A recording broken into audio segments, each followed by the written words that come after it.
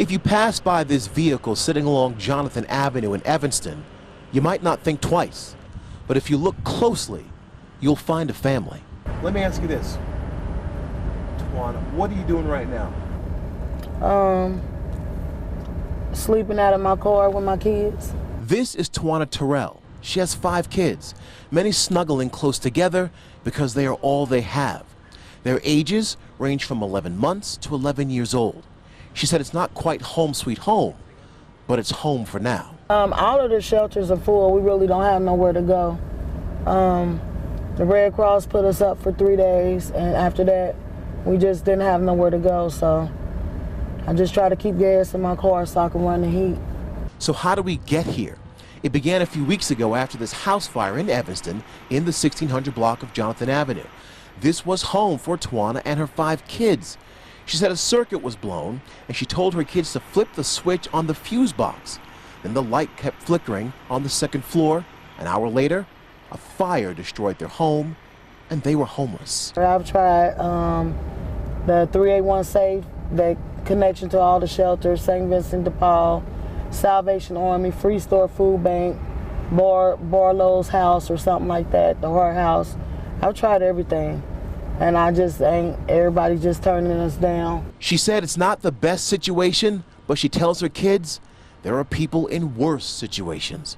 So in the darkness, she looks at the bright side of life. It's some people that don't even have a car. So as long as we do have, you know, a roof over our head, heat, we gonna make it. Well, police say the homicide unit is investigating, but they point out that doesn't mean a crime was committed. They said this could very well just be an accident. The family tells me they just want to know, was this an accident or was this intentional? I mean, he was just a ball of energy. He was a ball of energy. He had a great personality. He was well liked. Everyone loved him. When he was in a room, he just kind of took over the room. That ball of energy's name was Amarion Gordon, just 15. His parents told me on October 19th, he asked to go out. He was told to be back by 5, so Amarion walked from Cheviot to Westwood. It's about a 40-minute walk, so he could hang out with his friend. He would end up here at this house on Mustang Drive. 5 o'clock came and went, and Amarion did not return home. So about 5:05 or so, I called him, hey, where you at? He didn't answer.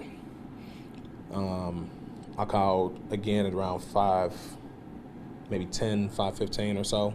And then this time it just went straight to a voicemail. Amarion didn't call back because he had been shot by one of the teens in the house. Amarion's family said the shooter was a friend of the teen celebrating his birthday. They also say their son was shot with a BB gun rifle. Now, this is not the actual BB gun used in the incident. The police report does not give a narrative of circumstances surrounding the shooting. It does read, suspect recklessly caused serious physical harm to victim by shooting victim in the chest with a BB gun. The family said they were told their son was heading home from the party, but thought he forgot his keys.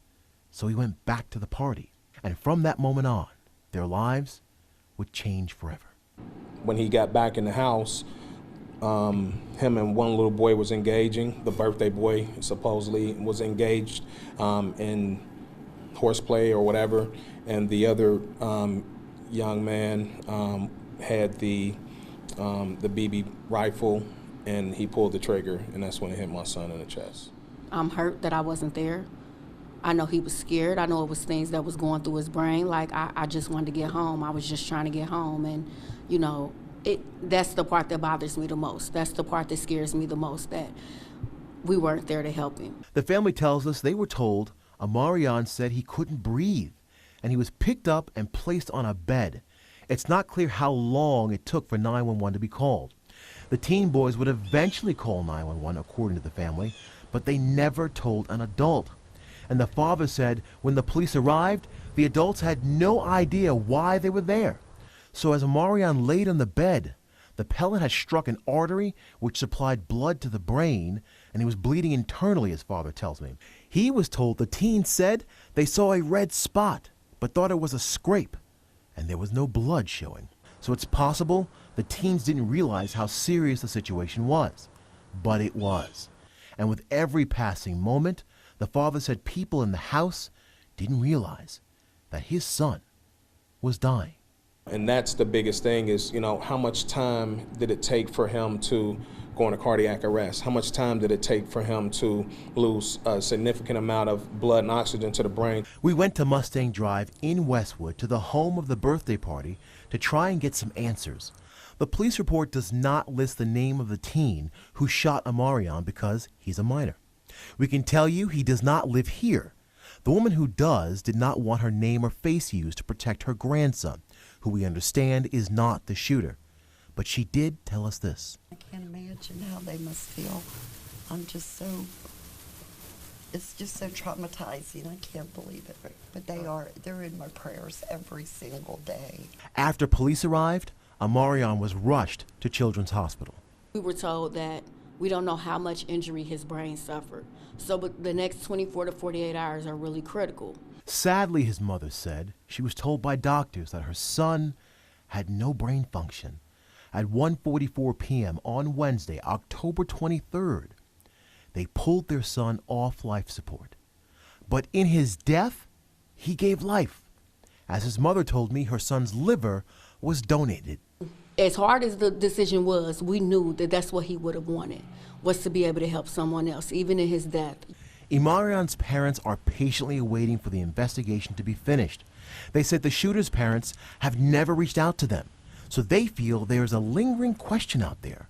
Was this intentional, or was this an accident? Amarion went to Dater High School, and the principal released this statement. It reads in part, "The Cincinnati Police Department is investigating the incident, and based on the information school officials have received thus far, we believe Imarion's death was an accident." I hate to see anybody have to live with something like this if it was indeed an accident. I mean, he's going to have to live with it for the rest of his life anyway. But if he intentionally shot my son with this BB gun, not knowing what the outcome is, I hope he's prosecuted. Imarion was laid to rest this past Saturday. His mother tells me he was still trying to figure out life and exactly what he wanted to do. She said one minute he wanted to be a basketball player. The next, he thought about being a police officer. As of right now, this case is still under investigation. Outside District 3 in Westwood, I'm Michael Baldwin, Fox 19 Now.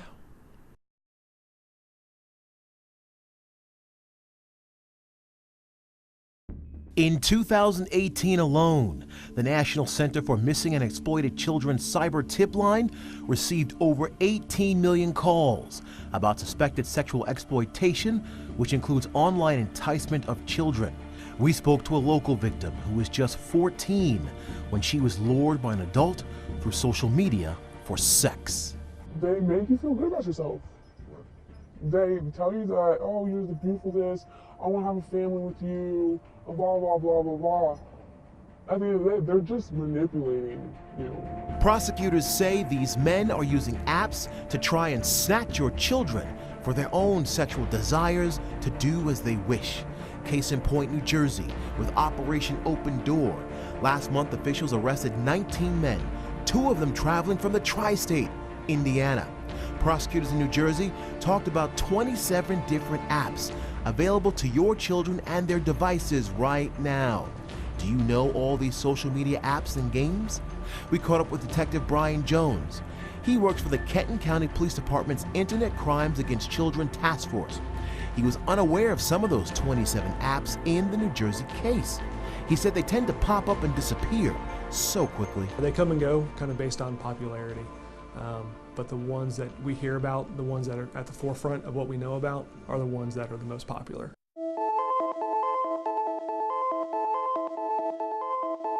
Detective Jones said among the most common that sexual predators use are Facebook, Instagram, and Snapchat. He tells us some apps have location settings. So whatever stranger they're talking to can actually see exactly where they are and where they live, and that's really scary. Those location maps are so detailed. Watch this. You can literally track a child going from one room inside a house to another. Detective Jones says parents should deactivate location settings in those apps if they're on. Inside the Kenton County Police Department is the Wall of Shame.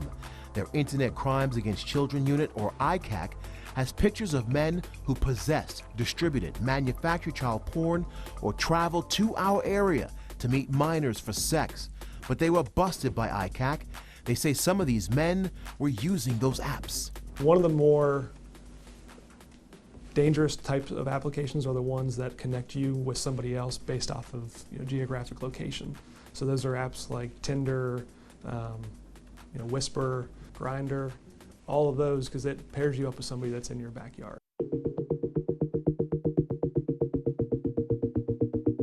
And some apps are making things even tougher for police and parents. And particularly when you get into a lot of these new apps that are geared around like live streaming, that gets that much harder to track what's being done inside them. Dave Hatter is a Fox 19 tech expert. He said some predators will want to live stream with your child so they don't have to ask for or send pictures, which can alert websites who tell authorities. Particularly if you and I are in a, quote, private chat room or whatever you want to call it on that platform, you and I are sharing some sort of content, and theoretically, once we're done, it's gone.